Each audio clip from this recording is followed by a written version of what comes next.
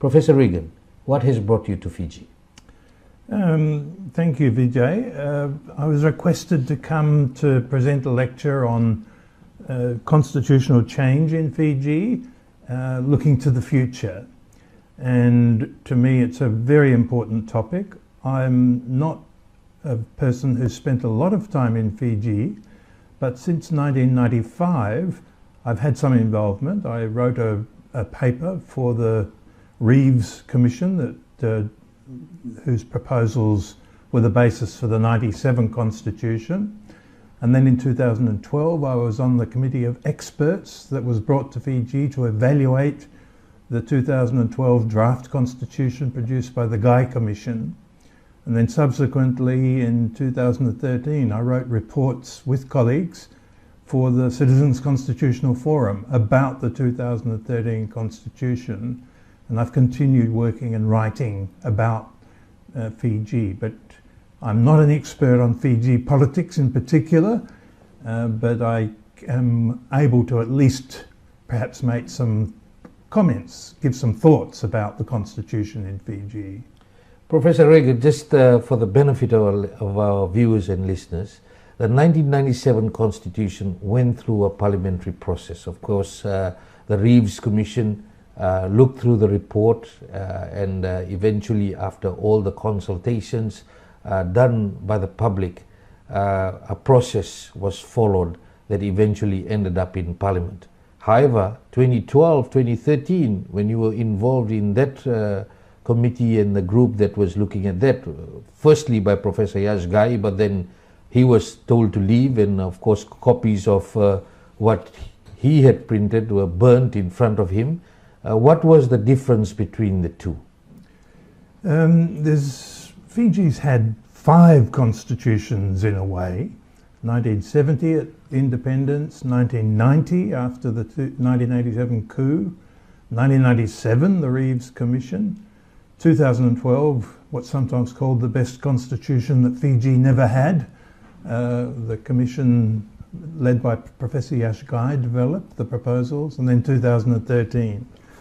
These are the 5 constitutions. So you can see Fiji's got remarkable experience of constitution making. Just in 54 years? Yeah.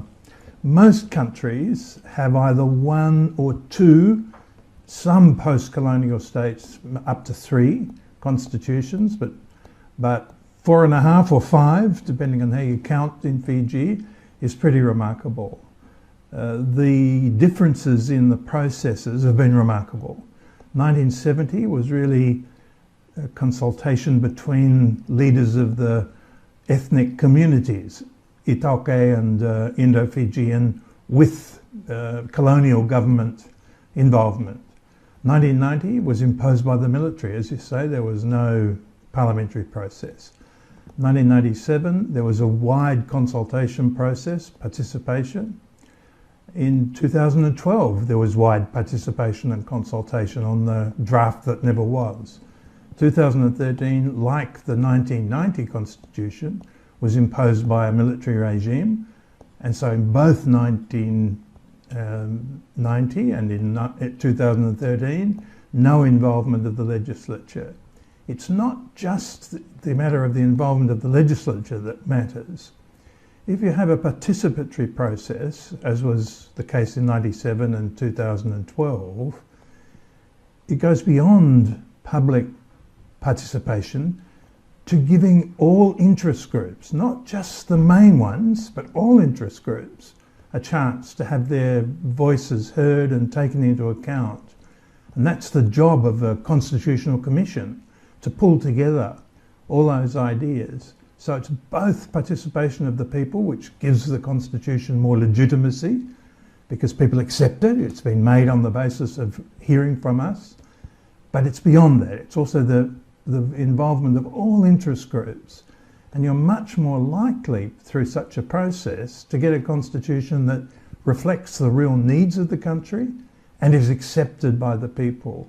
You impose something without consultation, without involvement of the people, and no role for the Parliament as the final representatives of the people. It's a recipe for a constitution that doesn't really reflect the needs of the country and is not widely accepted by the people. And I'm afraid that's possibly the outcome of the 1990 process.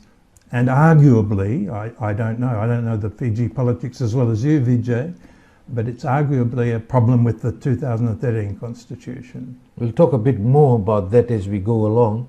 You have presented last week on the topic constitutional change in Fiji, looking to the future. Please elaborate to the people who are not at your session some of the key points. The key points were to some extent what I've just outlined, that we can learn from the history of the processes to make the Constitution, the processes to amend the Constitution, and the contents of the constitutions, all 5 constitutions. We can learn and compare and see what has worked and what hasn't. So to a large extent I've been looking at that history and saying, well, let's think about what processes worked well in making, what amendment arrangements are sensible and provide a balance between the need to give protection to the constitutional settlement reached in the process, because it's usually a political settlement of all the different interests in the country. So it's been a hard-won outcome to agree what should go into the Constitution. So you need to protect that from change being made too easily. But you've also got to, experience all over the world shows, you've got to be careful not to be too rigid, because if you make it impossible to change, or very, very hard to change a constitution, then you run risks of what's happened in Fiji, of coups and political interference. That's the only way to... The only way to change. To change it is to remove the whole constitution. And that's why we've had one book gone and another book comes in with people still trying to grapple. When I read a certain section, they unsure what section of which constitution we are quoting from. Indeed. The other aspect of which I'm looking at, I looked at last week in the lecture, is the content of the Constitution. Does the content of the 2013 Constitution really meet the needs of Fiji? Does it reflect international standards that should apply? And there's a number of aspects of the Constitution which I would say are very questionable. And then the final big focus of the lecture was, what are the possibilities for change? Because of course the Constitution is almost impossible to change. It's probably the hardest to change in the world, other than perhaps some communist countries, really autocratic countries.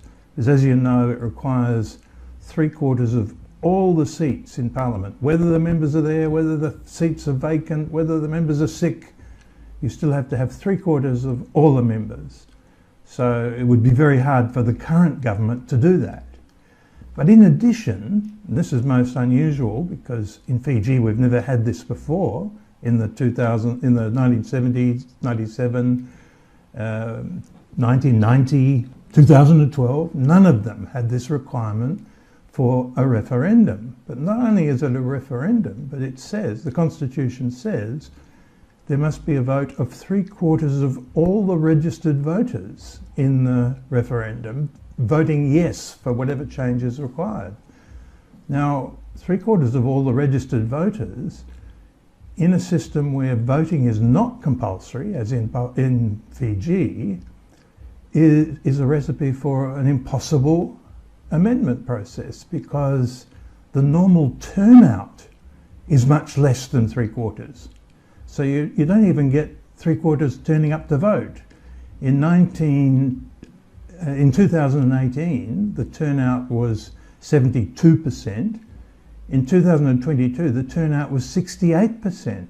So you wouldn't even get enough people, if that was the case in a referendum, you wouldn't even get enough people there for the turnout of 75%. But if you say, in addition to a turnout of at least 75%, you've got to have 75% of all the registered voters.